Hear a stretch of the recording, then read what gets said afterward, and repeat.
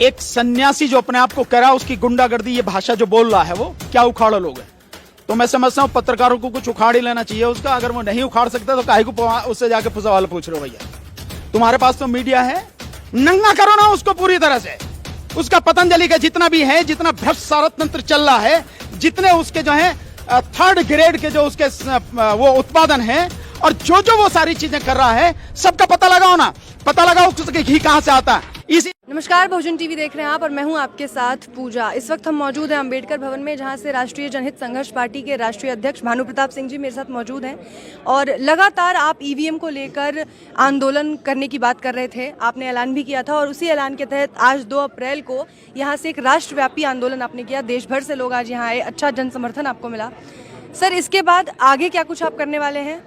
इसके बाद जो हम लोगों ने आज प्रोग्राम अनाउंस किया है, हमने 2 महीने का टारगेट अभी लिया है। जो प्रोग्राम अभी पहले स्टेप में होगा, पहले चरण जिसको कह सकते हैं, उसमें हमारा सबसे बड़ा टारगेट है कि भारत में लगभग 90 करोड़ मतदाता हैं। इन 90 करोड़ मतदाता में से हम 50 करोड़ मतदाताओं के हस्ताक्षर कराकर और एक सबूत इकट्ठा करना चाहते हैं, एक मजबूत एक तथ्य इकट्ठा करना चाहते हैं कि लोकतंत्र में बहुमत की बात मानी जाती है, और जो इस देश का जो बहुमत है, मतदाता है, अगर 50 करोड़ लोग नहीं चाहते कि इस देश में ईवीएम से चुनाव हो, तो ईवीएम से चुनाव क्यों कराया जाएगा? तो एक तो वो करना है, 50 करोड़ लोगों का टारगेट है, सिग्नेचर कराने हैं।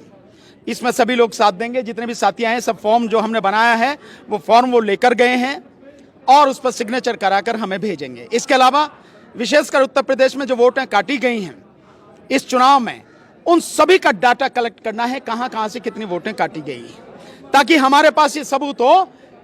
क्योंकि इलेक्शन कमीशन की आर्टिकल 324 के तहत जिम्मेदारी है कि ये जो सारी प्रक्रिया चुनाव की, वो इलेक्शन कमीशन उसको कराएगा। तो उस सब को देखने की जिम्मेदारी उसकी है।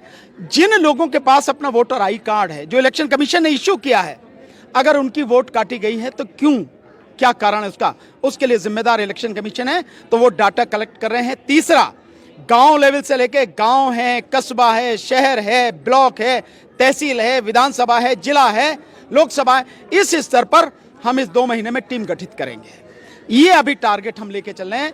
और साथ में जो सोशल मीडिया है, उसकी सोशल मीडिया की टीम बनाएंगे और सभी लोगों से अलग अलग अपने ग्रुप बना के इस मैसेज जो भी जाए उसको लोगों तक पहुंचाने का प्रयास करें। ये हम टारगेट लेके चल रहे हैं। सर, कोई भी बड़ी राजनीतिक पार्टी, विपक्ष की कोई भी बड़ी पार्टी इस तरीके का कोई बड़ा आंदोलन नहीं कर रही, और ना ही आपके इस आंदोलन में समर्थन ही कर रही है। अखिलेश यादव समाजवादी पार्टी सबसे बड़ा विपक्ष है अभी इस वक्त उत्तर प्रदेश में, और उसके बाद भी वो भी इसको लेकर कोई ज्यादा चर्चा नहीं कर रहे।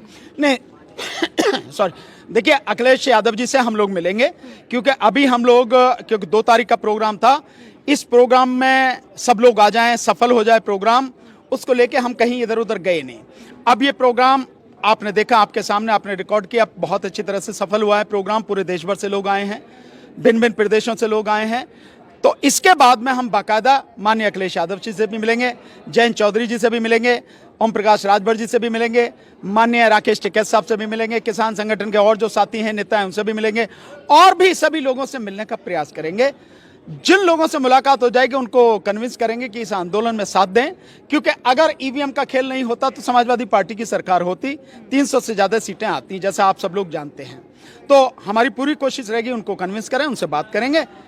परिणाम क्या होगा वो हमारा साथ देंगे नहीं देंगे, ये आने वाला भविष्य बताएगा। सर, इस वक्त तमाम मुद्दे हैं, बेरोजगारी है, महंगाई है, निजीकरण है, जिसको लेकर बाकी के जितने भी राजनीतिक पार्टियां हैं या फिर आम आय वर्ग है, वो सड़कों पर है। आपको क्या लगता है, ईवीएम अभी इन सबसे ज्यादा गंभीर मुद्दा है? निश्चित रूप से इनसे ज्यादा गंभीर मुद्दा। देखिए, आप कितनी भी महंगाई के लिए बात कर लीजिए, कितनी बेरोजगारी के लिए बात कर लीजिए, बीजेपी केंद्र में हो या राज्य में हो, आपके इन मुद्दों से कुछ लेना देना नहीं है। वो इसी तरह से देश को बेचती रहेगी, देश की जमीनों को बेचती रहेगी, रोजगार खत्म करती रहेगी, और आप बेरोजगारी बेरोजगारी चिल्लाते रहिए, झंडे उठाते रहिए, कुछ होने वाला नहीं है।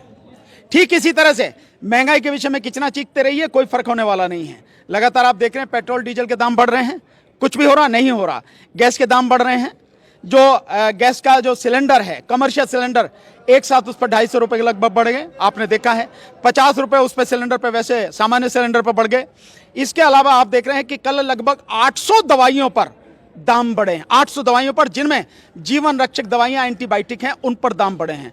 तो आप ये उम्मीद करें कि भाजपा सरकार के रहते ये जो है चीजें कम हो जाएंगी, खत्म हो जाएंगी, किसी कीमत पर नहीं होंगे। ये मुद्दे हैं, मैं ये नहीं कह रहा हूं कि मुद्दे नहीं है, निश्चित रूप से मुद्दे हैं, बड़े गंभीर मुद्दे हैं, पर इन सब की जड़ किसमें है? इन सब की जड़ है, इन मुद्दों के लिए जिम्मेदार कौन है? भाजपा सरकार। आप भाजपा सरकार को उखाड़ फेंकने के लिए क्या काम कर रहे हो?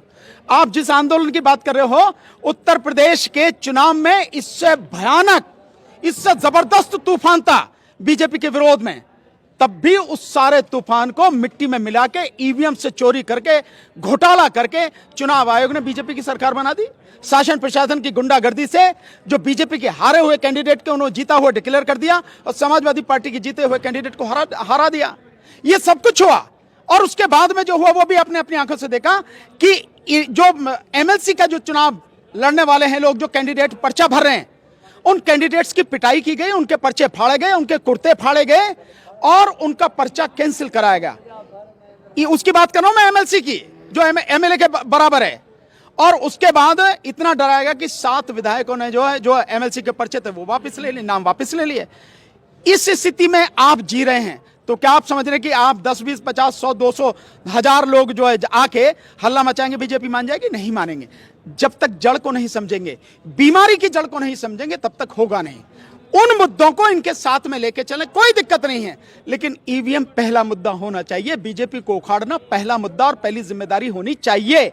अगर यह नहीं होगी, जो मन में आए कर लो, कुछ आप बीजेपी का नहीं उखाड़ोगे। और इसी तरह से अगर ये 2 साल बीत गए, 2024 का चुनाव अगर ईवीएम से हो गया, तो आप मान लेना हमेशा के लिए इस देश में राजतंत्र खत्म हो जाए, लोकतंत्र खत्म हो जाएगा, राजतंत्र स्थापित हो जाएगा।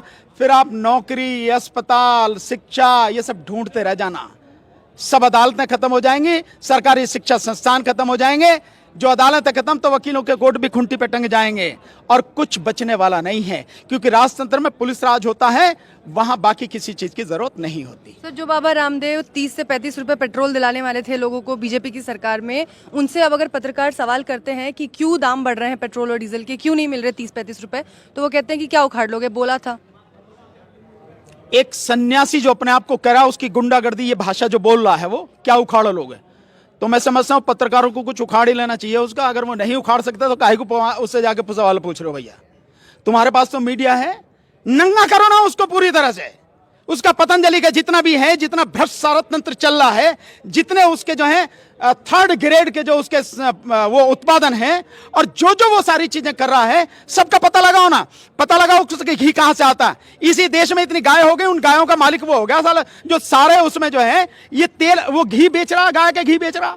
पूरी दुनिया भर की गाय इकट्ठी हो जाए तब भी इतना घी नहीं हो सकता जिसे गाय का घी वो बेच रहा। निकालो ना उसका सारा पता आप। ये पत्रकारों की ड्यूटी है, खोज के लाओ।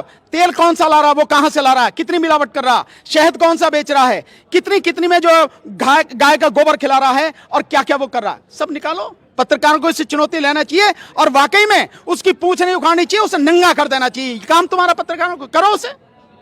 सर, आगे आप लोग नवंबर में भी कुछ आप कह रहे थे कि आप लोग आयोजन करने वाले हैं, जिसमें कि बहुत बड़े स्तर पर इस आंदोलन को आप लेकर जाएंगे। नहीं, नवंबर तक तो ये आंदोलन बहुत भयावह रूप धारण कर चुका होगा।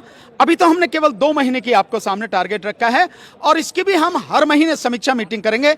जो पहली समीक्षा मीटिंग हमारी होगी वो होगी हमारी 7 मई को, और उसके बाद में जो दूसरी 1 महीना बाद होगी, और दूसरी जो होगी उसके बाद में वो 5 उसको जून को होगी। तो इस समीक्षा मीटिंग हर महीने होगी, क्योंकि पता लगे कि जो हमारे साथी हैं उन्होंने कितना काम किया है, कितना काम हो चुका, कितना बकाया है, ताकि उस पूरे काम को अंजाम दिया जा सके। और उसके बाद स्टेप बाय स्टेप हमें क्या करना है ये आगे बताएंगे। 2 महीने बाद आपको बताएंगे कि अब आगे क्या प्रोग्राम चलेगा। वो सारी रणनीति के तहत है एक काम। बहुत शुक्रिया सर।